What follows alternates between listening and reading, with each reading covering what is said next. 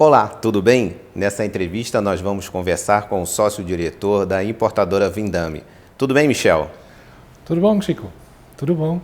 Obrigado pela oportunidade. Michel, como nasceu a Vindame? Olha, a Vindame nasceu quando eu cheguei no Brasil. Eu sou um advogado europeu com grande paixão para os vinhos. Quando eu cheguei aqui, eu não quis trabalhar como advogado mais. E eu constatei que os vinhos que eu encontrei aqui, da Europa, não tinham a mesma qualidade do que eu encontrei, que eu acostumei a tomar na Europa. Então, eu falei, tenho que fazer alguma coisa, vamos fazer uma importação, abrir uma importadora para melhorar as coisas, para dar mais cuidado no transporte e outras coisas e na seleção dos vinhos. A importação de vinhos para o Brasil requer uma série de cuidados e uma série de etapas. Como é esse processo? Olha, eu diria a escolha dos vinhos é a parte mais divertida e menos estressada que os outros. Se não, aqui no Brasil tem dois problemas principais. O primeiro é realmente a burocracia, todas as coisas que você tem que fazer. Segundo, são os impostos.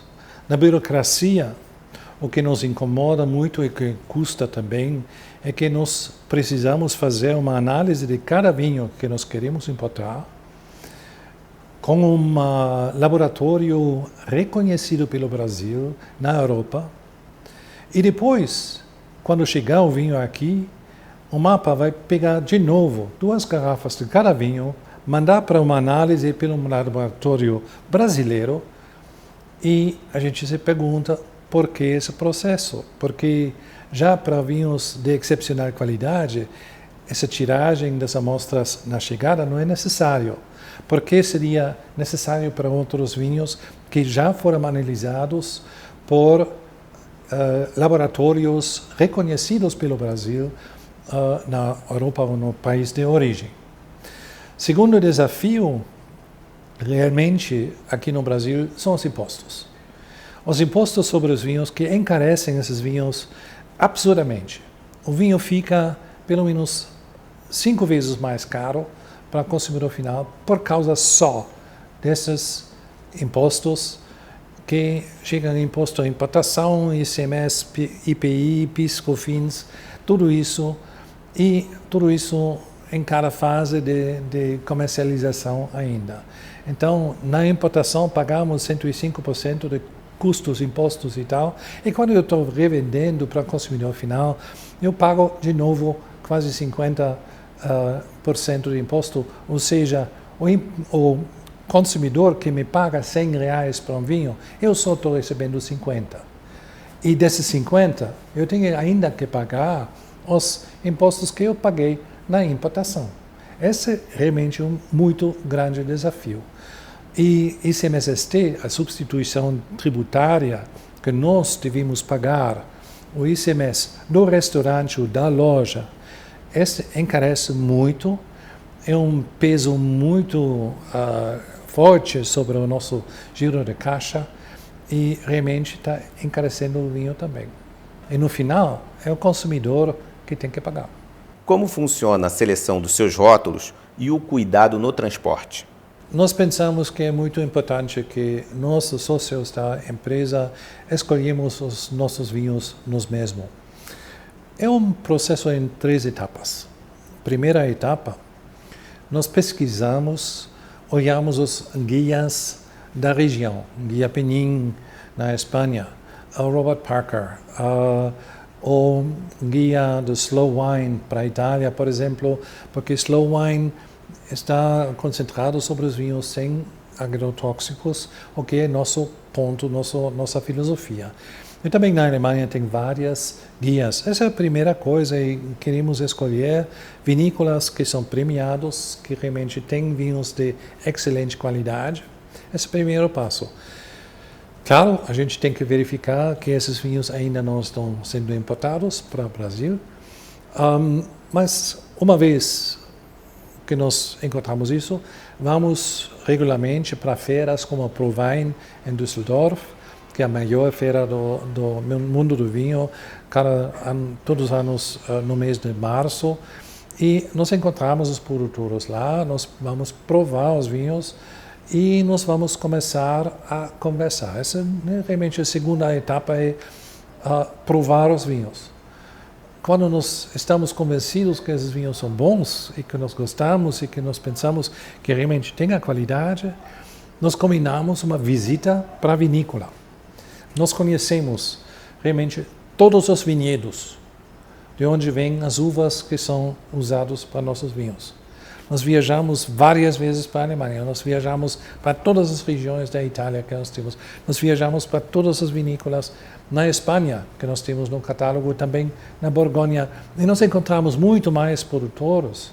Nós temos uns 25 produtores em total, mas nós visitamos provavelmente 125 produtores para fazer essa escolha e verificar se a filosofia do produtor é a mesma que a nossa, que eles não usam herbicidas ou pesticidas e que eles usam outros produtos nos vinhedos o mínimo necessário, por exemplo, antifungo, cobre, enxofre, que são usados. É necessário, porque senão vai estragar já no vinhedo. E também que na adega eles não usam químicas ou outros ingredientes que vão modificar as características naturais dos vinhos. Isso para nós também é muito importante, porque legalmente tem um monte de produtos que você pode colocar no vinho, que passam pelo vinho e que nós não queremos que sejam usados.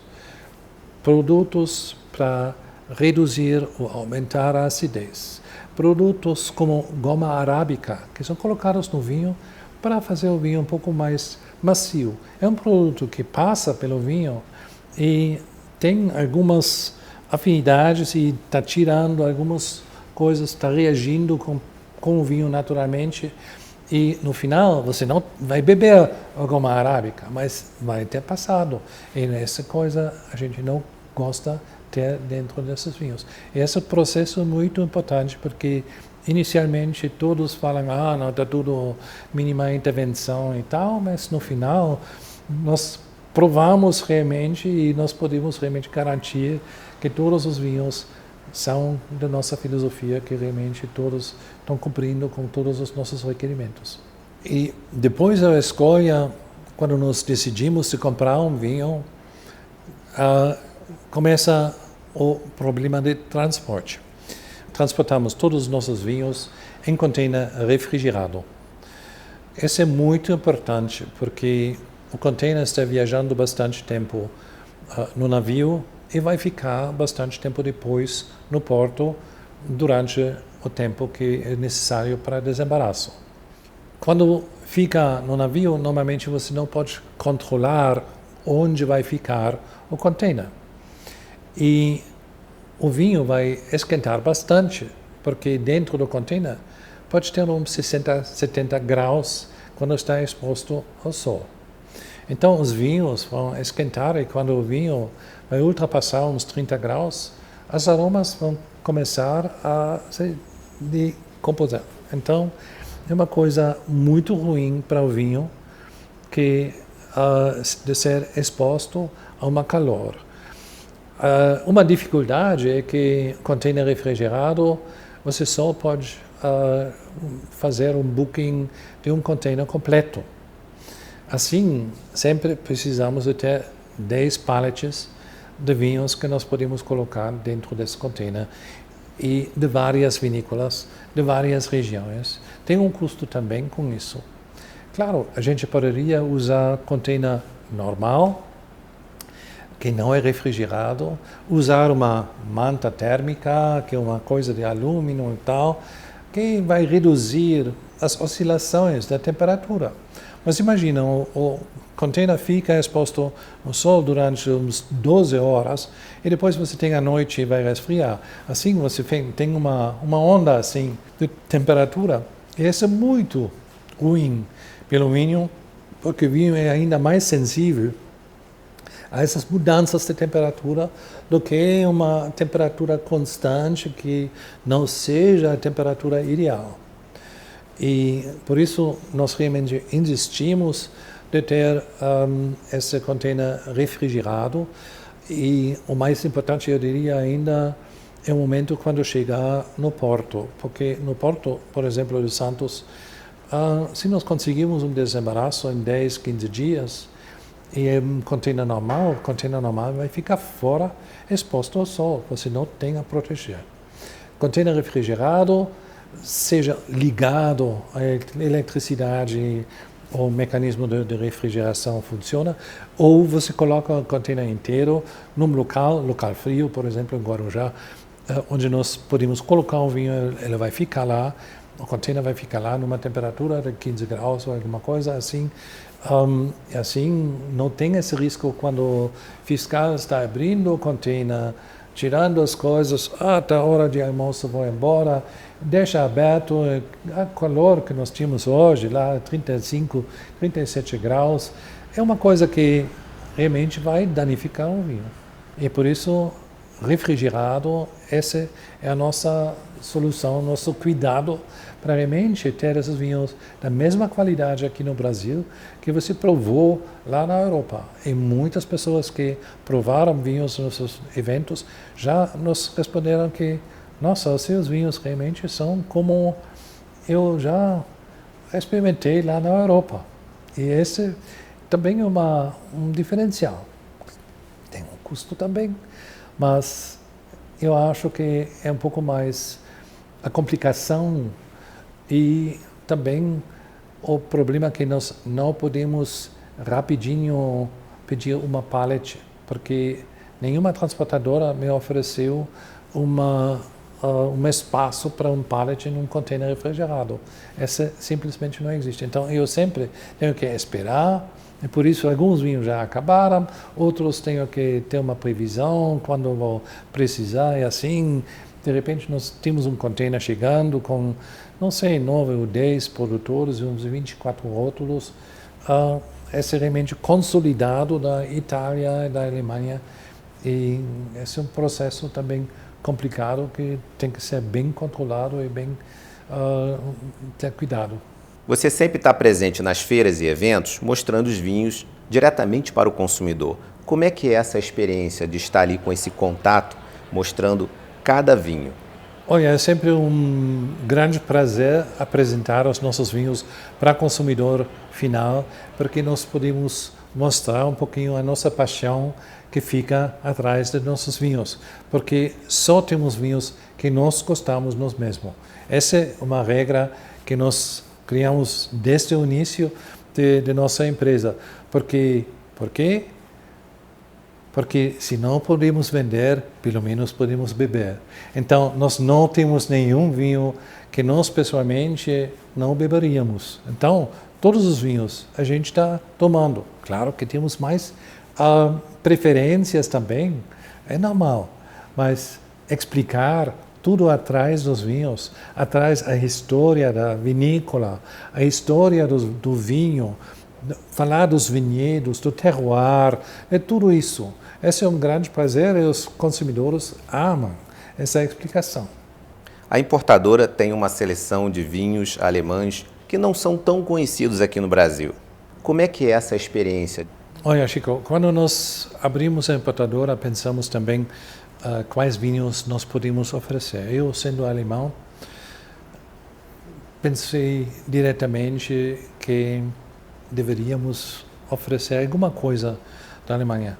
Começamos o processo, escolhemos os primeiros vinhos e constatamos que esses vinhos são realmente muito boa qualidade.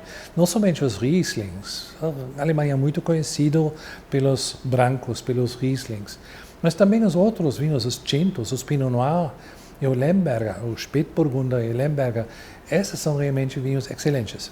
E por isso nós decidimos realmente escolher os melhores produtores, todos nessa associação VDP, que agrupa uns 200 dos melhores produtores alemães. E nós pensamos exatamente que não tem suficientemente conhecimento no mercado brasileiro sobre esses vinhos e seria bacana de ter uma especialização da nossa importadora nesses vinhos, também outros vinhos do velho mundo, da Europa, da Itália, da Espanha e da Borgonha.